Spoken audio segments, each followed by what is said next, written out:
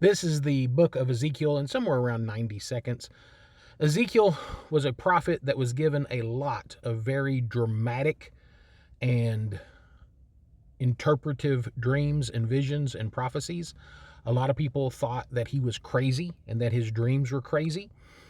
They were so out there sometimes that for a long time, religious leaders forbade young people from reading the book of Ezekiel. They thought it would drive them crazy. So for a long time, people were not allowed to read the book of Ezekiel until they were either married or until they were 30 years old. But the thing about it is the audience that Ezekiel was preaching to was children, was the young people, because what he was telling them was that the nation of Israel was going to go into captivity for a long time. The city of Jerusalem would be destroyed.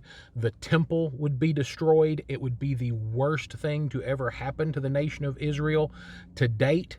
And they would be in captivity for a long time. And then one day they would come out, and one day they would rebuild Jerusalem, rebuild the temple, and one day the Messiah, the Lord Jesus Christ, would come. But all the adults in Ezekiel's day, most of them were so hard-hearted that they wouldn't listen.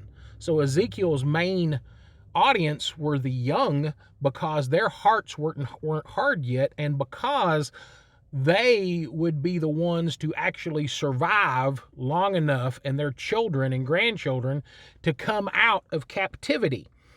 And so the very people that the religious leaders were trying to keep from reading the book of Ezekiel was the very people it was for. Another thing that the book of Ezekiel does that is unique, it is the first time that the audience is told that you can really have an individual relationship with God.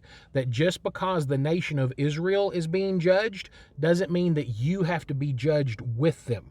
That you don't have to go down with your nation. If your nation turns its back on God, you can still serve him. And even though your nation is not blessed, you will be blessed.